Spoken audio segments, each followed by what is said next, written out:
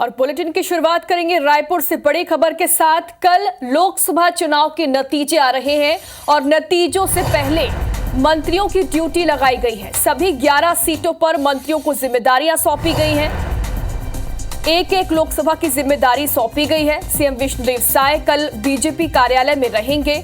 Deputy CM Vijay Sharma Rajnandgaon Lok Sabha में रहेंगे और इसी तरह डिप्टी सीएम अरुण साव बिलासपुर में मौजूद रहेंगे। तो सभी मंत्रियों की 11 लोकसभा सीटों पर ड्यूटी लगाई गई है। कल लोकसभा चुनाव के नतीजे आ रहे हैं। बेहद अहम दिन देश के लिए और छत्तीसगढ़ में मतगणना की तैयारियां जोर शोर से की जा रही हैं। जिला प्रशासन तो अपनी तैयारियों में जुटा हुआ है, लेकिन जो राजनीतिक दल हैं वो भी अपनी तैयारियों में जुटे हुए हैं। नतीजों से पहले मंत्रियों की जो ड्यूटी है वो लगाई गई है।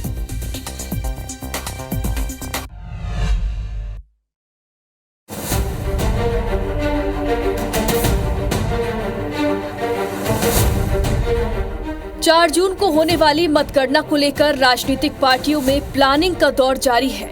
एजेंट के साथ ही कार्यकर्ताओं को तैयार किया जा रहा है। इसके साथ ही प्रदेश स्तर पर भी राजनीतिक पार्टी मतगणना पर पूरी नजर रखेंगी। इसके लिए राजद ने प्रदेश कार्यालय में वॉर रूम भी तैयार किया है, जहां से सभी मतगणना स्थलों की रिपोर्ट एकत्र की जाएगी। वहीं विवाद की स्थिति होने पर भी वॉर रूम को पूरी जानकारी दी जाएगी। मतगणना को लेकर बीजेपी मंत्रियों को भी जिम्मेदारी दी गई है। प्रदेश के मंत्री मतगणना स्थल की निगरानी करते नजर आएंगे। राजनांदगांव की जिम्मेदारी उप मुख्यमंत्री विजय शर्मा को दी गई है। उप मुख्यमंत्री अरुण साव बिलासपुर में, कैबिनेट मंत्री रामविचार नेताम सरगुजा में, मंत्री केदार कश्यप बस्तर में, मंत्री टंकराम वर्मा दुर्ग लोकसभा में, ओपी चौधरी रायगढ़ में, लखनलाल देवांगन और श्याम बिहारी जायसवाल कोरबा में मुस्तैद रहेंगे। सांसद सुनील सोनी रायपुर लोकसभा की काउंटिंग पर नजर रखेंगे। भारतीय जनता पार्टी के हमारे सभी वरिष्ठ नेता अपने अपने लोकसभा क्षेत्रों में रहेंगे और एक कंट्रोल रूम की स्थापना रायपुर में रहेगी। मुझ सहित उसमें पूरे अन्य 10-11 वरिष्ठ नेतागण उसमें रहेंगे। कांग्रेस ने भी काउंटिंग की तैयारियां पूरी कर ली हैं। एजेंटों के साथ ही मतगणना एजेंट आरओ की सूची भी तैयार कर ली गई है।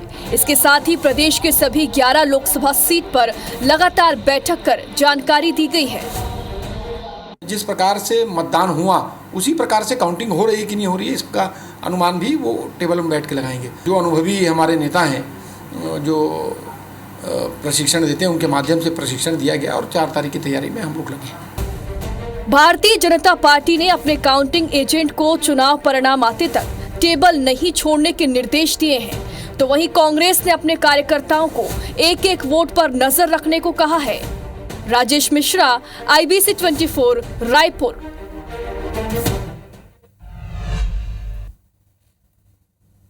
और हमारे सहयोगी सौरभ सिंह परिहार हमारे साथ लाइव जुड़ गए। सौरभ, एक तरफ जिला प्रशासन तैयारियों में जुटा है मतगणना की, दूसरी तरफ काउंटिंग के लिए मंत्रियों और नेताओं की ड्यूटी लगाई गई है। क्या खास तैयारियां मतगणना के लिए की गई हैं?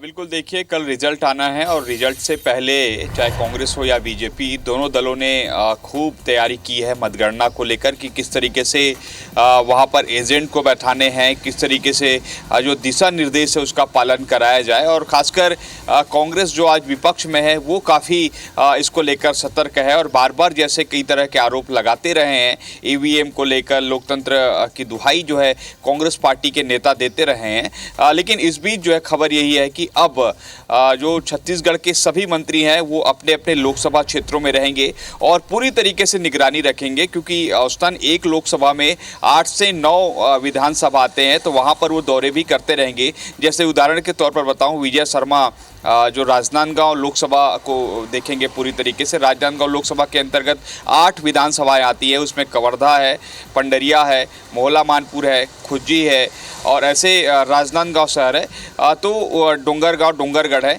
तो इन जगहों पर आते जाते रहेंगे। तो कुल मिलाकर एक उनके दौरे से, मंत्रियों के आने जाने से भी उनके भाजपा के नेता और कार्यकर्ता भी जो है उत्साहित रहेंगे, और खासकर जो रिजल्ट के बाद जो आने हैं, जिसके भी पक्ष में आए उसको लेकर एक माहौल भी बनेगा। तो सभी मंत्रियों को जिम्मेदारी दी गई है। अरुण साव को बिलासपुर की जिम्मेदारी दी गई है, सरगुजा से रामविचार नेताम को जिम्मेदारी दी गई है, रायगढ़ से ओपी चौधरी हैं, केदार कश्यप बस्तर से हैं। तो इन सब बड़े नेताओं को जिम्मेदारी दी गई है, मंत्रियों को जिम्मेदारी दी गई है।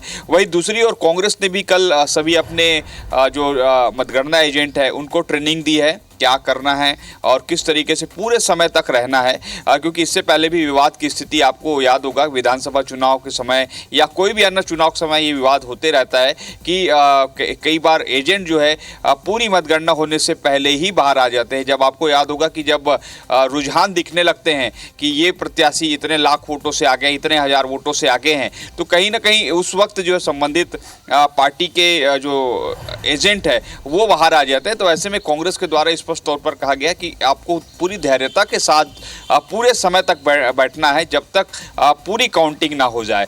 तो दोनों दलों की तैयारी है, और निश्चित रूप से मुख्यमंत्री विष्णुदेव साय भी कल पूरे समय दिन भर कुशाभाऊ ठाकरे परिसर में रहेंगे और पूरे 11 लोकसभा की जो है वो सतत रिपोर्टिंग लेते रहेंगे, कहां पर बढ़त है, कहां पर घटत है और कहां पर लगातार जो उनके रुझान आते जाएंगे उस पर भी जो है अपने बड़े नेताओं को रिपोर्ट देते रहेंगे। तो आप सोचिए कि मंत्री जो है लोकसभा की पूरी जो रिपोर्ट मुख्यमंत्री को देंगे, और मुख्यमंत्री जो है अपनी ये रिपोर्ट, पूरे छत्तीसगढ़ की रिपोर्ट, 11 लोकसभा की रिपोर्ट, वो अपने बड़े नेताओं को बताते रहेंगे। और कुल मिलाकर बीजेपी में ये जो है कहीं ना कहीं तकनीकी माध्यम का ज़्यादा से ज़्यादा प्रयोग किया जा रहा है। पूरी तरीके से रिपोर्ट जो है बड़े नेताओं तक, दिल्ली के केंद्रीय नेताओं तक पहुंचा दिया जाएगा। इसी तरीके का कुछ कांग्रेस में भी नज़र आता है, लेकिन कांग्रेस के जो नेता हैं वो भी अपने नेताओं के लिए व्हाट्सएप ग्रुप बनाए हैं ताकि उस पर जो है सारे नेताओं को स्थिति दिख जाए 11 लोकसभा में क्या स्थिति है। तो अब केवल इंतज़ार है तो कल का। अब कल के बाद देखना होगा कि किस तरीके से परिणाम आ रहे हैं। कल ये भी जानकारी है कि कल 3 बजे तक पूरी तरीके से परिणाम आ जाएंगे, और रुझान तो जो है आपको 11 और 12 बजे तक मिल जाएगा, लेकिन जो फाइनल रिजल्ट है वो शाम को 5 बजे तक, लेकिन जीत और हार पता चल जाएगा। साफ तौर पर हम भी देख पा रहे हैं तैयारियां जोर शोर से की जा रही है कल के लिए, और राजनीतिक दल जो है वो भी पूरी तरीके से मुस्तैद है। बहुत बहुत शुक्रिया तमाम जानकारी के लिए।